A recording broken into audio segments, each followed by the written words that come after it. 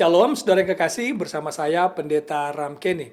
Saya akan memulaikan satu seri pelajaran yang akan membahas pertanyaan-pertanyaan yang penting dan sangat menarik yang mungkin saudara-saudara ingin mencari tahu jawabannya.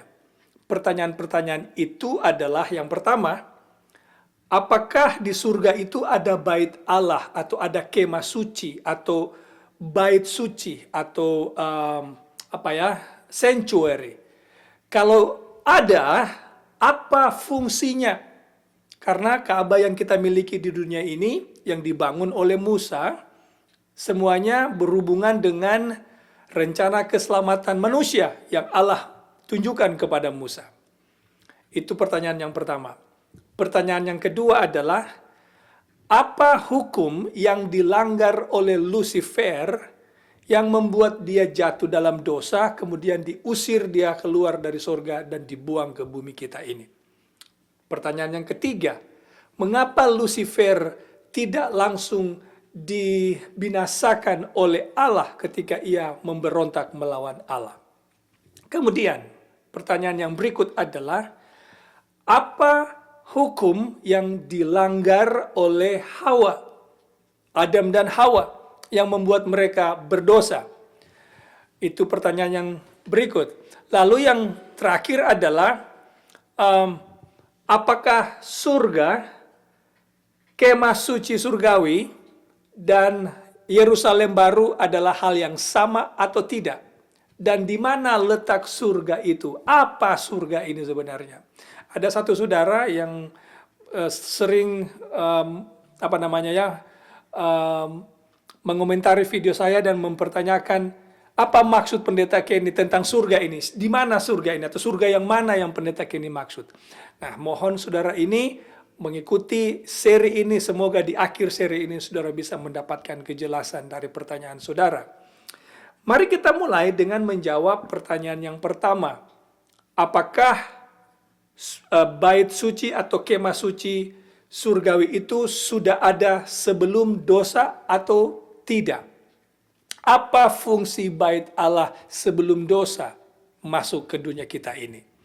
Nah, untuk menjawab ini, mari kita pergi ke Alkitab. Kita buka ayat yang pertama, kita mulai dengan Keluaran pasal 25, ayatnya yang ke-8 dan 9. Berbunyi begini, dan mereka harus membuat tempat kudus bagiku. Itulah kemah suci, itu bait suci. Supaya aku akan diam di tengah-tengah mereka. Ingat baik-baik ini, tujuan Allah memerintahkan Musa untuk membangun kemah suci atau bait suci atau Ka'bah atau sanctuary adalah supaya Allah tinggal di antara umat-umatnya, di tengah-tengah mereka, dalam hal ini orang-orang Israel. Kemudian ayat 9. Menurut segala apa yang kutunjukkan kepadamu sebagai contoh kemah suci dan sebagai contoh segala perabotannya, demikianlah harus kamu membuatnya. Jadi di Musa diberikan miniatur oleh Allah, miniatur kemah suci, supaya dia boleh membangun apa yang kita kenal hari ini sebagai kemah suci duniawi. Jadi ditunjukkanlah kepada Musa miniatur yang apa yang dia lihat ini sama dengan apa yang ada di surga. Nah, kalau begitu saudara yang kekasih, bagaimana kita tahu kalau di surga itu ada Ka'bah atau ada kemah suci? Nah, untuk menjawab ini, kita pergi ke dua pasal dalam Alkitab. Yang pertama kita pergi ke kitab Yeskiel. Kita buka Yeskiel pasalnya yang ke-28, kita akan baca ayat 13, 14 sampai ayatnya yang ke-15. Ayat itu berbunyi begini. Sekali lagi Yeskiel 28 ayat 13, 14, 15.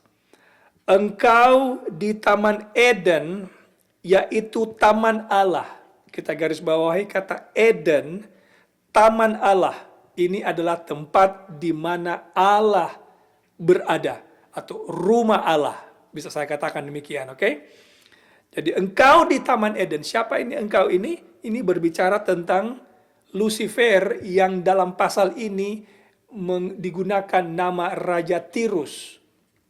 Tetapi ini berbicara tentang Lucifer sesungguhnya, karena kata Raja Tirus di ayat 11, kata raja ini adalah datang dari bahasa Ibrani yang mengindikasikan, yang merujuk kepada Lucifer. Saya tidak punya waktu untuk ke sana menerangkan itu, tapi ini bicara Lucifer. Oke, kita teruskan.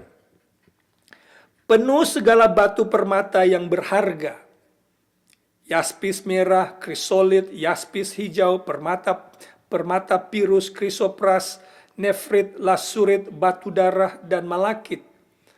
Tempat tatahannya diperbuat dari emas dan disediakan pada hari penciptaanmu.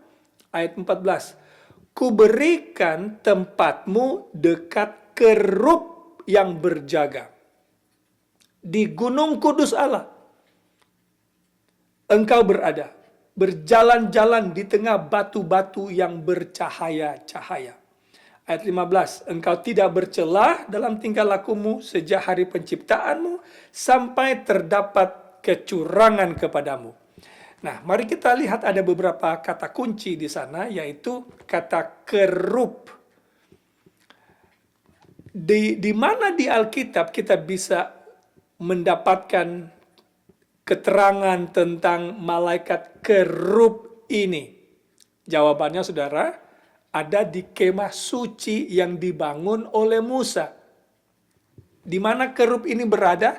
Ditutup pendamaian tabut perjanjian. Di mana tabut perjanjian ini terletak? Yaitu di bilik yang maha kudus. Holiest of holy. Jadi di tempat yang kudus atau maha kudus.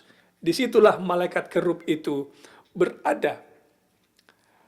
Kalau begitu, kita bisa lihat dari sini, dari keterangan ayat ini, bukan hanya sejarah kejatuhan Lucifer, tapi Yeskiel 28 menolong kita mengerti bahwa ada bait Allah atau ada kemah suci di sana yang menggunakan kata Eden, taman Allah, gunung kudus Allah. Itulah tempat di mana Allah tinggal atau rumah Allah. Di sanalah malaikat kerub penjaga itu kita temukan. Nah, kalau begitu, dari sini kita dapatkan bahwa di surga itu ada bait suci, ada kemah suci. Hal yang lain yang mungkin saya bisa tambahkan di sini adalah disebutkan dalam ayat 14, juga di ayat 13 tadi ada saya sebutkan berbagai macam-macam batu. Tapi di ayat 14, engkau berjalan di tengah-tengah batu yang bercahaya-cahaya. Ini mengingatkan kita dengan jenis-jenis batu yang sama juga yang ditemukan dalam Keluaran pasal 28 ayat 15 sampai ayatnya yang ke-21, yaitu batu yang digunakan oleh imam besar. Nah, imam besar hanya melayani di bilik yang maha kudus. Di sini kita boleh menarik banyak informasi bahwa yang dibicarakan di sini adalah tempat di mana Allah tinggal. Itu disebut sebagai kemah suci. Itulah yang Allah izinkan Musa lihat untuk dia bangun kemah suci duniawi. Karena kemah suci duniawi ini dibangun berdasarkan apa yang ada di surga. Nah, sekarang kalau begitu sudah yang kekasih, pertanyaannya adalah kalau begitu, apa fungsi dari kemah suci sebelum dosa masuk? Karena kemah suci yang dibangun oleh Musa semuanya berhubungan dengan rencana keselamatan. Saya beri contoh kepada saudara, mezbah korban bakaran adalah melambangkan pengorbanan Yesus sebagai domba, deril domba yang disembelih di mezbah korban bakaran, yang adalah lambang Yesus, anak domba Allah yang akan menghapus dosa dunia. Kemudian juga kalau kita masuk ke bilik yang kudus, kita akan dapatkan 3 perabot di sana, yaitu meja roti sajian yang melambangkan firman Allah, yang menjadi terang bagi manusia, yang menuntun manusia kepada Allah. Kemudian kita dapatkan 7 kaki dian, di mana minyak yang menjadi sumber sumber minyak dari 7 kaki dian ini adalah lambang Roh Kudus, dan 7 kaki dian itu menyimbolkan atau melambangkan terang dunia, yaitu Yesus sendiri sebagai terang dunia. Kemudian kita juga dapatkan mezbah pedupaan yang menggambarkan pekerjaan pengantaran Kristus yang membenarkan manusia. Jadi Christ righteousness, atau juga adalah lambang doa yang akan menolong manusia, membawa manusia itu lebih dekat kepada Tuhan.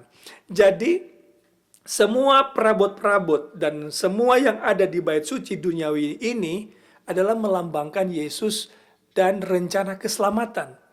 Nah, kalau begitu sekarang di surga, sebelum dosa masuk, apa tujuan dari bait atau kemah suci ini? Saudaraku yang kekasih, tujuan utama atau kemah suci yang ada di surga itu adalah tempat di mana Allah itu tinggal. Istana raja. Karena disebutkan dalam Yeskiel pasal 13 ini, di situ adalah disebutkan dengan Taman Eden, taman Allah, itulah the palace of the king, rumah kediaman Allah, istana raja. Juga ini adalah tempat di mana warga surga berkumpul untuk menyembah dan melayani Allah sebagai raja alam semesta. Saya bisa beri contoh kepada saudara di Ayub pasal 38, juga di Ayub pasal 1 dan Ayub pasal 2. Allah mengundang perwakilan-perwakilan atau anak-anak Allah dari planet-planet atau tempat-tempat yang lain yang tidak jatuh dalam dosa. Allah mengundang mereka datang ke kediaman Allah, gunung Allah yang kudus. Kalau begitu, bait suci atau kemah suci surgawi sebelum dosa masuk adalah tempat di mana warga surga berkumpul untuk menyembah dan melayani Raja alam semesta, Yesus Kristus. Itu juga menjadi command center, pusat pemerintahan, pusat komando di mana Allah melakukan segala pekerjaan administrasi di sana untuk mengatur alam semesta. Jadi ini bisa saya sebutkan headquarter dari kerajaan Allah. Saya ingin membandingkan ini dengan, bagi orang Amerika, di sini kita memiliki White House atau the White House. Di Indonesia ada istana kepresidenan. Sebelum saya bahas ini, saudara, saya ingin baca terlebih dahulu 1 Raja-Raja pasal 7 ayat 1 dan 7 dan 8 untuk mendapatkan sedikit ide atau keterangan tentang rumah Allah ini seperti apa sebenarnya. Mari kita baca 1 Raja-Raja pasal 7. Kita mulai baca ayat pertama dulu. 1 Raja-Raja 7. Ayatnya yang pertama berbunyi begini. Coba saya lihat dulu ya. Oke. Salomo mendirikan istananya sampai 13 tahun lamanya. Jadi Salomo mendirikan, dia punya tempat kediaman, istananya. Seperti apa istananya? Mari kita loncat ke ayat 7 dan 8. Ayat 7 dan 8 berbunyi, dibuatnya juga balai singgasana, tempat ia memutuskan hukum, balai pengadilan. Jadi di rumah kediaman Salomo, ia juga bangun balai pengadilan, tempat ia memutuskan hukum. Masih ingat ketika kepada Salomo diperhadapkan dua orang ibu yang memperebutkan anak, lalu Salomo dengan hikmat yang Allah berikan, ia memutuskan perkara ini. Ia lakukan itu di balai, disebutkan di sana, balai pengadilan, balai singgasana, di tempat di mana dia tinggal ada balai pengadilan. Nah, jadi sudah kekasih, bayangkan tempat kepresidenan atau istana kepresidenan ini adalah tempat pusat pekerjaan administrasi negara dilakukan, di mana presiden memikirkan bagaimana mengatur negara, itu dilakukan di istana kepresidenan. Bukan hanya itu saja, ini adalah tempat di mana presiden dan keluarganya tinggal. Bukan hanya keluarganya tentunya, ini adalah tempat di mana presiden kadang-kadang juga mengundang tamu-tamu, sahabat-sahabat, tamu-tamu yang lain, warga negara untuk datang berfellowship di istana kepresidenan ini.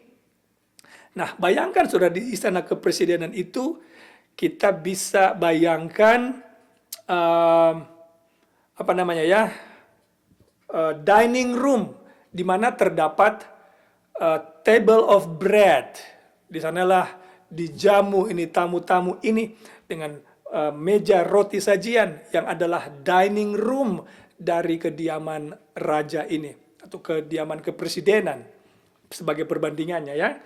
Kemudian kita juga bisa bandingkan, kita bisa bayangkan di surga sebagaimana istana kepresidenan itu terdapat lampstand dengan grand chandelier yang merupakan the living room dari istana tersebut.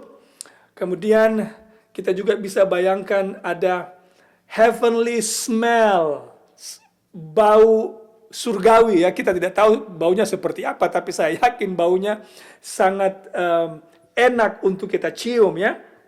Ini sama dengan mezbah padupaan di kemah suci duniawi. Ini adalah bisa kita bayangkan sebagai ruang tamu di mana semua tamu menikmati keharuman dari Christ righteousness.